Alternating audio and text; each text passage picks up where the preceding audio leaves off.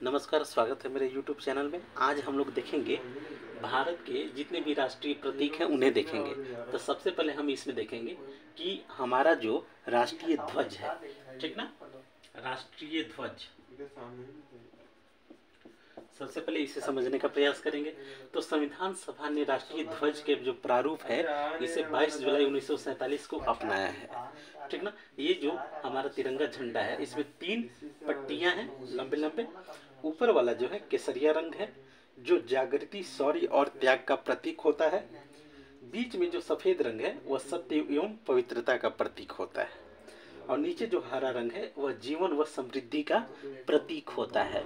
अब यहाँ पे एक दो और इम्पोर्टेंट चीजें देखेंगे कि इसकी जो लंबाई और चौड़ाई का अनुपात है, इसका जो अनुपात है यह 3:2 होता है, यानी 3 इधर लंबा है और ये 2 है, ठीक ना।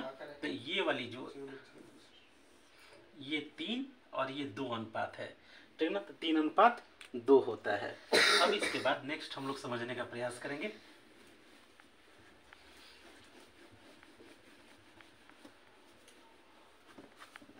राष्ट्रीय ध्वज से संबंधित एक और इम्पोर्टेंट है जो सफेद पट्टी है, ठीक ना, जो आपका ये जो पट्टी है और यहाँ जो चक्र है ये आपका कुछ इस तरह से है, ठीक ना। इसमें कुल मिलाकर 24 तीलियां होती हैं, 24 तीलियां होती हैं। और साथ ही साथ हम लोग देखेंगे कि इसका जो प्रारूप है सारनाथ के अशोक के सिंह स्तंभ पर बने चक्र से लिया गया है। ये सारनाथ स्थित अशोक चक्र, ठीक ना, अशोक का सिंह स्तंभ है, ठीक ना। राजा अशोक हुआ करते थे जिन्होंने सिंह स्तंभ बनवाई थी, तो उसी पर आपका यह चक्र बना हुआ है। इसी में क्या है, ये चक्र बना हुआ है और वहीं से इसे लिया गया है। अब यहाँ पे देखेंगे इस चक्र का जो व्यास है 3/4 सफेद पट्टी के चौड़ाई जितना है। यह जो चक्र है वह धर्म ईमानदारी के मार्ग पर चल के राष्ट्र को उन्नति की ओर ले जाने की प्रेरणा देता है और राष्ट्रीय ध्वज का जो उचित प्रयोग प्रदर्शन संहिता द्वारा नियमित होता है। और 26 जनवरी 2002 को ध्वज संहिता बनाई गई। ध्वज संहिता यानी झंडा फहराने के क्या नियम है, कायदे है, कानून है, उसका जो निर्माण हुआ है 26 जनवरी 2002, 26 जनवरी 2002 को इसे बनाया गया है। अब हम लोग देखेंगे कि भारतीय झंडा संहिता में दी गई व्यवस्था के अनुसार आम नागरिक, निजी संस्थाएं, शिक्षण संस्थाएं द्वारा ससम्मान राष्ट्रीय ध्वज को फहराया जा सकता है। अब हम लोग देखेंगे राष्ट्रीय गान और उससे संबंधित जितने भी इम्पोर्टेंट चीज़ें हैं उसको बारी बारी से देखने का प्रयास करेंगे।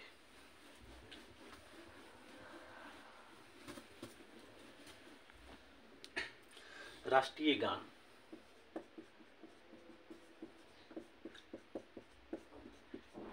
राष्ट्रीय गान है हमारा जन गण मन।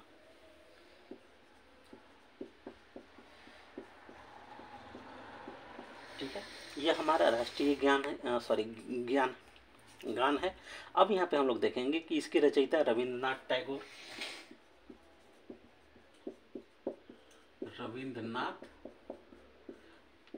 जी थे। और साथ ही साथ यहाँ समझेंगे कि इस गीत को सर्वप्रथम 27 दिसंबर 1911 को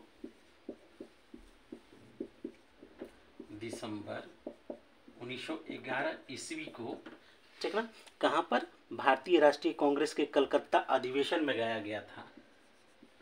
भारतीय राष्ट्रीय अधिवेशन के, ठीक ना, राष्ट्रीय कांग्रेस के कलकत्ता अधिवेशन सबसे पहले सर्वप्रथम गाया गया। इस चीज़ को याद रखिएगा कि 1911 में जो भारतीय राष्ट्रीय कांग्रेस का कलकत्ता अधिवेशन हुआ था उसमें सबसे पहले इसे गाया गया था। और साथ ही साथ इस गीत का जो प्रकाशन है सर्वप्रथम 1912 में तत्वबोधिनी पत्रिका में, ठीक ना। याद रखिएगा, इसका जो प्रकाशन है, इसका प्रकाशन सन 1912 ईस्वी में तत्वबोधिनी पत्रिका,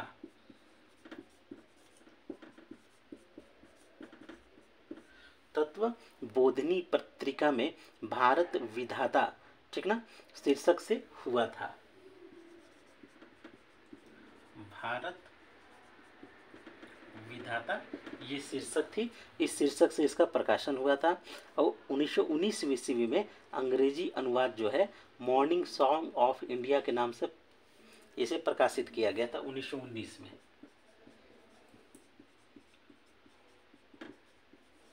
मॉर्निंग सॉन्ग ऑफ इंडिया के नाम से इसका प्रकाशन हुआ था। अब देखेंगे कि पूरे गीत में 5 पद हैं, इसको समझते हैं।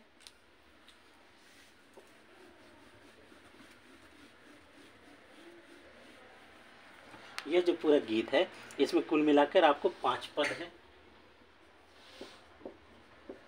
5 पद हैं। राष्ट्रगान के गीत में पहले जो 5 छंद हैं, प्रथम पद को अपनाया गया है और संविधान सभा ने इस गीत के हिंदी संस्करण को 24 जनवरी 1950 को राष्ट्रगान के रूप में स्वीकार किया गया। आपको 24 जनवरी 1950 को इसे राष्ट्रगान के रूप में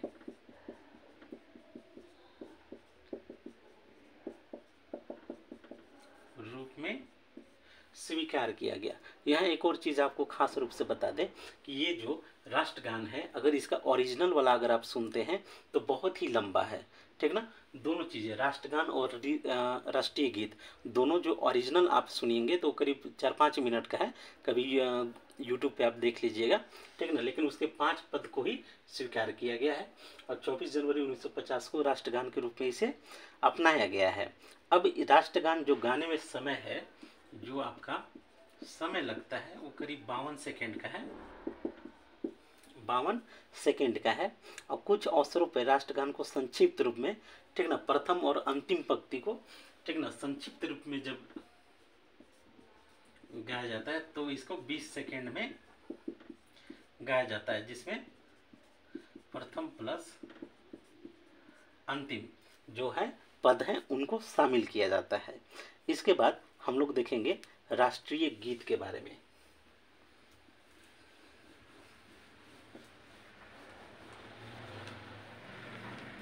राष्ट्रीय गीत में हम लोग देखेंगे यह है वंदे मातरम।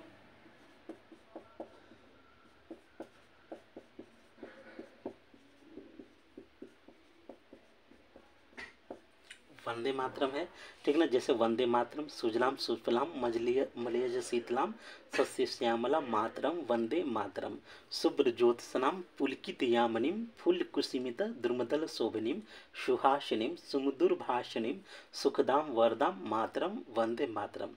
तो ये एक बांग्ला साहित्यकार हुआ करते थे, बंकिम चंद्र चटर्जी, बांग्ला साहित्यकार थे बंकिम चंद चटर्जी, ठीक ना। तो इन्होंने 1882 में आनंद मठ में संस्कृत में रचित इस गीत को लिखा, ठीक ना। इन्होंने 1882 ईस्वी में आपका आनंद मठ में सबसे पहले जो उनका प्रकाशित उपन्यास था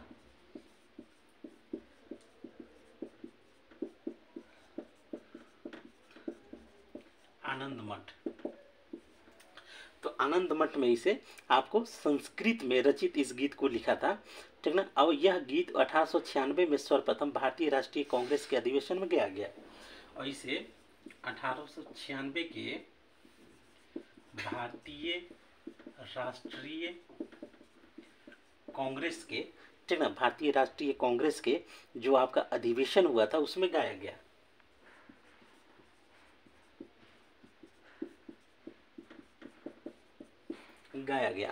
अब साथ ही साथ हम यहाँ पे देखेंगे कि इसको आपको 24 जनवरी 1950 को राष्ट्रगान के रूप में, राष्ट्रगान के साथ साथ इसे राष्ट्रीय गीत के रूप में अंगीकृत किया गया। 24 जनवरी 1950 को राष्ट्रगीत के रूप में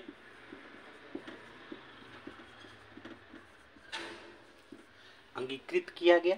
और यहाँ पे हम लोग समझेंगे कि इसका अंग्रेजी अनुवाद श्री अरविंद घोष ने किया था, ठीक ना।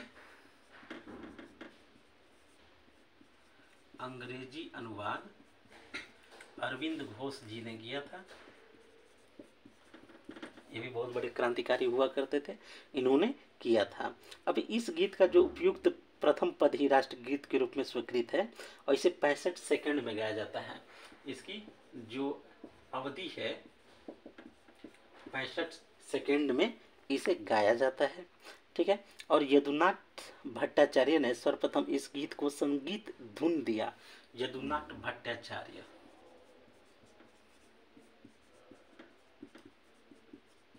इसका धुन तैयार किया,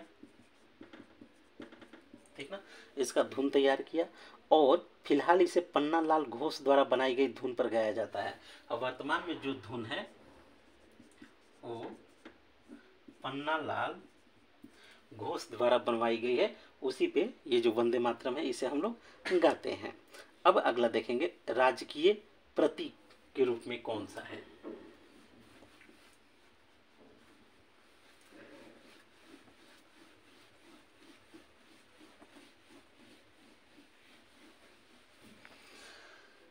राजकीय प्रतीक,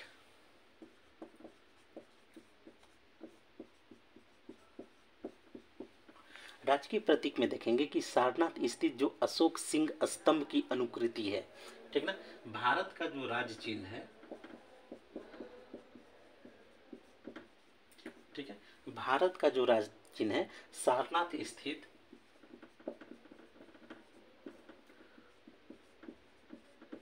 ठीक ना अशोक का सिंह स्तंभ है, ठीक ना। ये अशोक का राजा अशोक द्वारा बनाया गया सिंह स्तंभ है और ये सारनाथ के संग्रहालय में आज भी सुरक्षित है। मूल स्तंभ में शीर्ष पर 4 सिंह है। तो याद रखिएगा जो मूल है उसमें शीर्ष पर 4 सिंह है। आपको फ्रंट से 3 ही दिखाई देती है, एक बैक साइड में है वो आपको दिखाई नहीं देती है, ठीक ना। जो एक दूसरे से पीठ किए हुए बैठे हुए हैं ऐसे इस तरह से, और उसके नीचे घंटे के आकार के पद्म के ऊपर एक वल्लरी में एक हाथी, ठीक ना, और साथ ही साथ हाथी, ठीक ना, उसके नीचे वाले हिस्से में उसको मैं तुरंत दिखा रहा हूँ, सांड,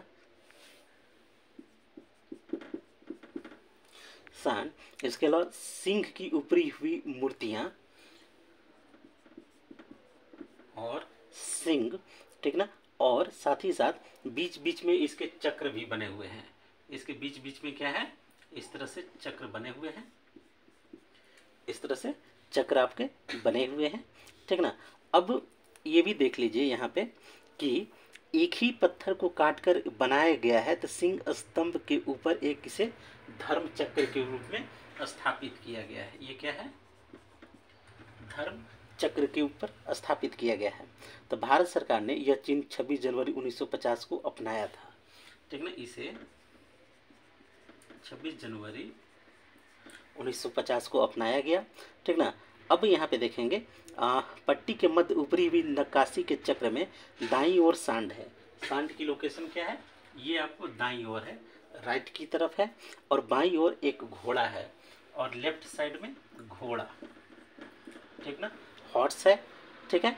और दाएं और बाएं छोरों पर अन्य चक्र के किनारे आपको हैं। आधार का पद्म छोड़ दिया गया है। फलक के नीचे मुंडको उपनिषद का सूत्र है सत्यमेव जयते, ठीक ना, ये लिखा हुआ है मुंडको उपनिषद, इसी पर अंकित है मुंडको उपनिषद का सत्यमेव जयते, ठीक ना, जिसका देवनागरिक में अर्थ होता है कि सत्य की विजय होती है, ठीक ना। इस चीज को याद रखेंगे। अब यहाँ आगे की ओर हम लोग देखेंगे और चलेंगे राष्ट्रीय पंचांग की ओर। ये राष्ट्रीय पंचांग कौन कौन से हैं।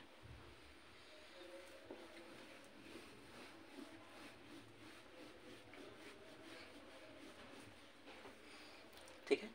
राष्ट्रीय पंचांग,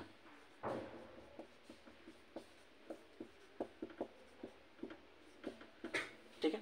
राष्ट्रीय पंचांग में हम लोग समझेंगे इस चीज को कि ग्रिगोरियन कैलेंडर के अलावा देश में शक संवत पर आधारित राष्ट्रीय पंचांग है, ठीक ना। यह राष्ट्रीय पंचांग जो है हमारा, ये आपका शक संवत जो है 78 ईस्वी, ठीक ना, इसके ऊपर आधारित है। और साथ ही साथ इसका जो प्रथम महीना होता है वो आपको चैत्र से शुरुआत होती है, ठीक ना। इसके महीनों में हम लोग बारी बारी से देख लेंगे, ठीक ना। जैसे राष्ट्रीय पंचांग में चैत, बैसाख, जेठ, आषाढ़,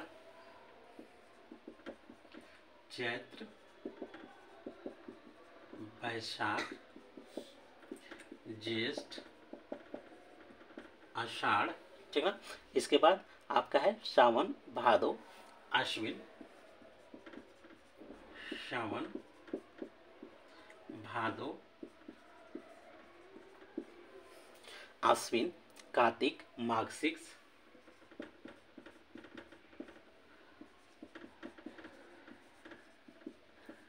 मार्गशीर्ष, ठीक है। इसके बाद आपका नेक्स्ट है पौष, माघ, फागुन, पौष, माघ,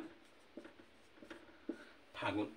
तो हिंदी पंचांग पे जो शक संवत पे आधारित है उसमें चैत, बैसाख, जेठ, आषाढ़, सावन, भादो, आश्विन, कार्तिक, मार्गशीर्ष, पौष, माघ, फागुन शामिल हैं। ये सभी महीने होते हैं। इसे भारत सरकार द्वारा लगभग 22 मार्च 1957 को अपनाया गया है। 22 मार्च 1957 से इसे अपनाया गया है। इसके अलावा जो जनवरी फरवरी चलते हैं उसे ग्रिगोरियन कैलेंडर बोलते हैं, ठीक ना। ग्रिगोरियन कैलेंडर में जनवरी से दिसंबर तक होता है, ठीक ना। अब हम लोग देखेंगे कुछ राष्ट्रीय पशु के बारे में।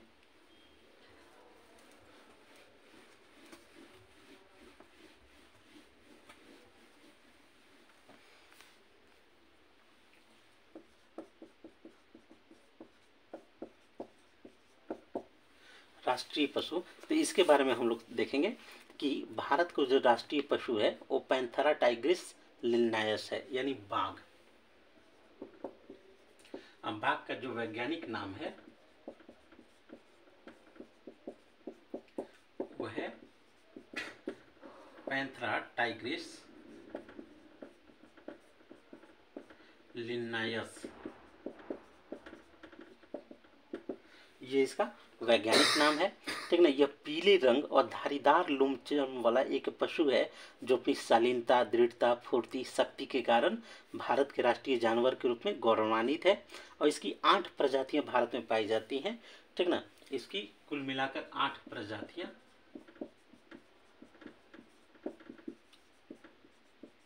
भारत में पाई जाती हैं, जिसमें रॉयल बंगाल टाइगर, ठीक ना, आपको प्रमुख है। रॉयल बंगाल टाइगर,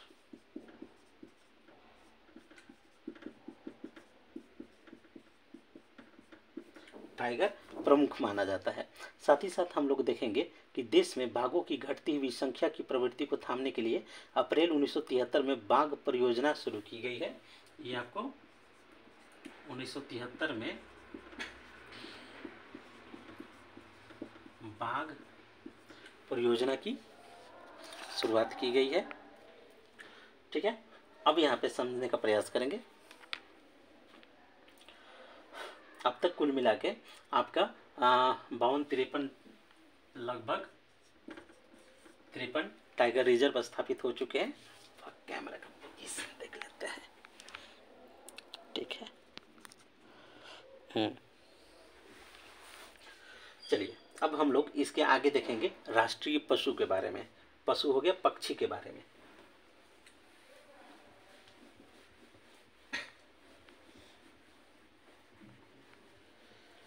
चलिए राष्ट्रीय पक्षी में हम लोग देखेंगे,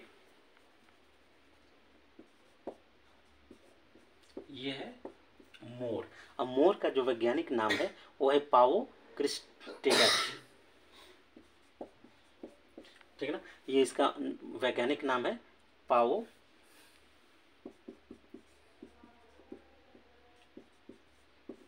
टेस्टस, ये इसका वैज्ञानिक नाम हो गया।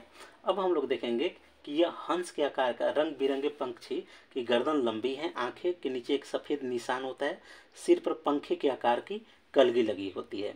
और यहाँ देखेंगे कि मादा मयूर जो होती है उनका रंग भूरा होता है, ठीक ना।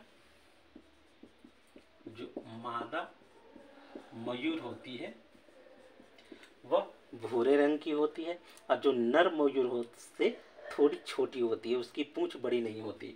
तो इसकी पूंछ जो होती है वह बड़ी नहीं होती, यानी जो पंख होते हैं वो नर मयूर के पास ही होते हैं, ठीक ना।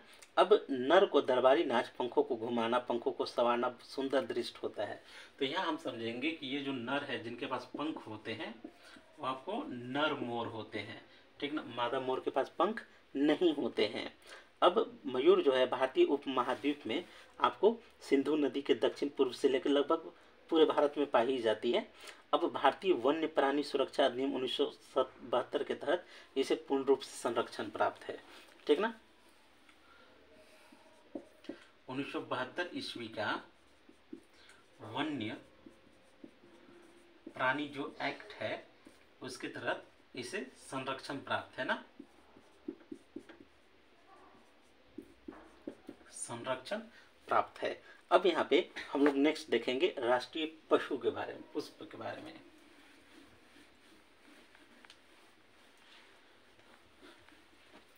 राष्ट्रीय पुष्प, ठीक है। राष्ट्रीय पुष्प जो होता है ये हमारा कमल है, कमल। इसका जो वैज्ञानिक नाम है निलंबो न्यूसिफेरा गार्टन,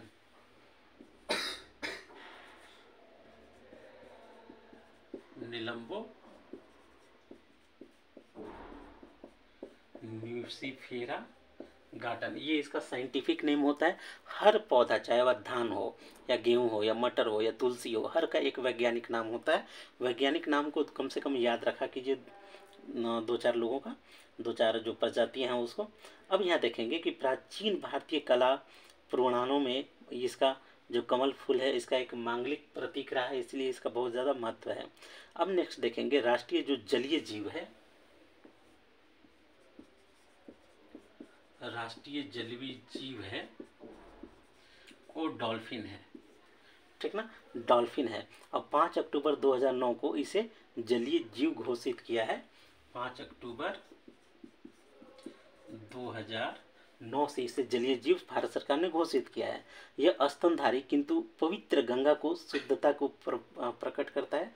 ये केवल शुद्ध और मीठे पानी में ही रहता है, शुद्ध व मीठे पानी में ही यह आपको ज़्यादा पाया जाता है, ठीक ना। इसका जो वैज्ञानिक नाम है वह है प्लेटेनिस्टा गंगेटिका, प्लेटेनिस्टा गंगेटिका जो डॉल्फिन है इसका वैज्ञानिक नाम है। अब यहाँ पे हम लोग देखेंगे कि डॉल्फिन की जो सूंघने की शक्ति होती है वो बहुत ही तेज होती है, ठीक ना। ये चीज़ें इसे भी आपको वन्य जीवन संरक्षण अधिनियम 1972 के तहत सुरक्षा प्राप्त है। राष्ट्रीय नदी में हम लोग देखेंगे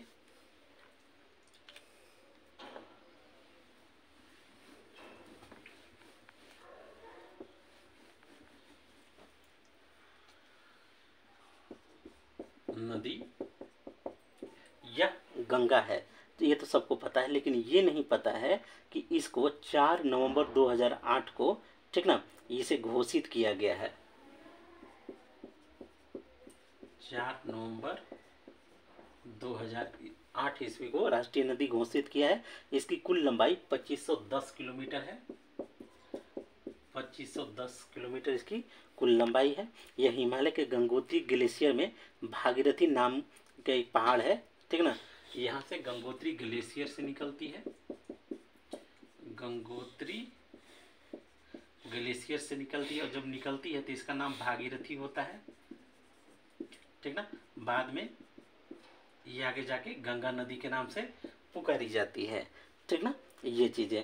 अब यहाँ पे हम लोग और आगे देखेंगे, इसमें और आगे बढ़ते बढ़ते ढेर सारी नदी, यमुना, सोम, गोमती, कोसी, घाघरा इसमें सम्मिलित हो जाती है। अब यहाँ पे हम लोग समझेंगे कि मुद्रा चिन्ह के बारे में देखते हैं कि भारत का जो मुद्रा चिन्ह है वो क्या है।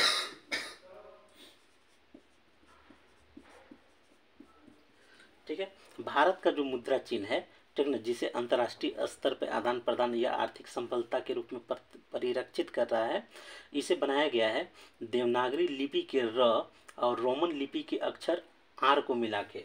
ठीक ना,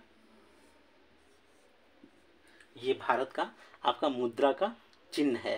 ठीक ना, और इसे भी आपको एक राष्ट्रीय महत्व का घोषित किया है और 15 जुलाई 2010 को इस चिन्ह को स्वीकार किया गया है। 2010 को इसे स्वीकार किया गया है और एक भारतीय प्रौद्योगिकी संस्थान के पोस्ट ग्रेजुएट डिजाइनर थे डी उदय कुमार।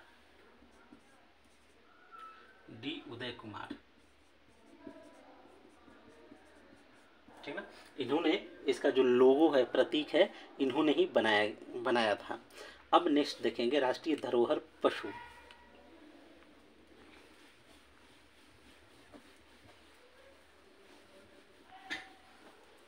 राष्ट्रीय धरोहर पशु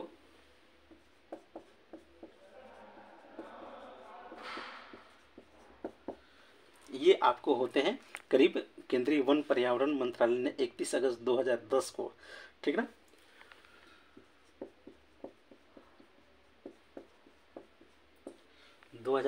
ईस्वी को राष्ट्रीय पशु के रूप में आपका जो हाथी है इसे स्वीकार किया गया है। ठीक ना,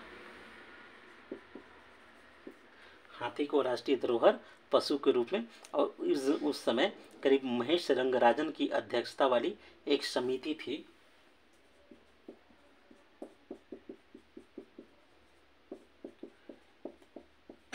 समिति की सिफारिश पर इसे बनाया गया है। ठीक ना, हाथी जो है भारत में सदियों से हमारी संस्कृति के अभिन्न अंग रहे हैं। तो जिस तरह से राष्ट्रीय बाघ संरक्षण प्राधिकरण के तहत बाघों को सुरक्षा दी जाती है, उसी प्रकार राष्ट्रीय हाथी संरक्षण प्राधिकरण, ठीक ना, national elephant conservation authority NECA द्वारा, ठीक ना, इसे संरक्षण दिया गया। ठीक ना, अब भारत में वर्ष 1992 में हाथियों के निवास स्थल, उनके क्षेत्र के संरक्षण, मानव हाथियों के बीच होने वाले व्यापार, संघर्ष, इन सभी चीज़ों को दूर करने के लिए, समस्याओं को खत्म करने के लिए, उनके वृद्धि विकास के लिए, ठीक ना, 1992 से ही, ठीक है, इसके लिए प्रयास किया जा रहा था। अब यहाँ पे कुछ और चीज़ें देख लेंगे, जैसे राष्ट्रीय फल आम, ठीक ना, इसे मैग्नीफेरा इंडिका भी बोलते हैं। ठीक ना, आम को मैग्नीफेरा इंडिका, ठीक ना, ये वाला जो आम है वही आपका हमारा राष्ट्रीय फल है। राष्ट्रीय खेल, वैसे तो माना जाता है कि खेल में हॉकी है, लेकिन भारत का कोई राष्ट्रीय खेल नहीं है, बल्कि राजकीय खेल कर सकते हैं। ठीक ना, किसी का वैसा दर्जा नहीं गया है। राष्ट्रीय वाक्य जो है वो सत्यमेव जयते है, मेव जयते है। और राष्ट्रभाषा जो हमारी देवनागरी लिपि है,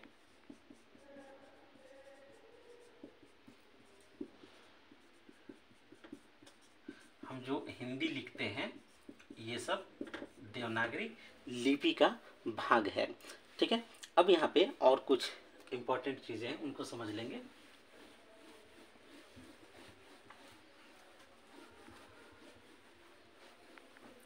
चलिए, अब हम लोग देखेंगे जो राष्ट्रीय कैलेंडर है शक संवत, ठीक ना,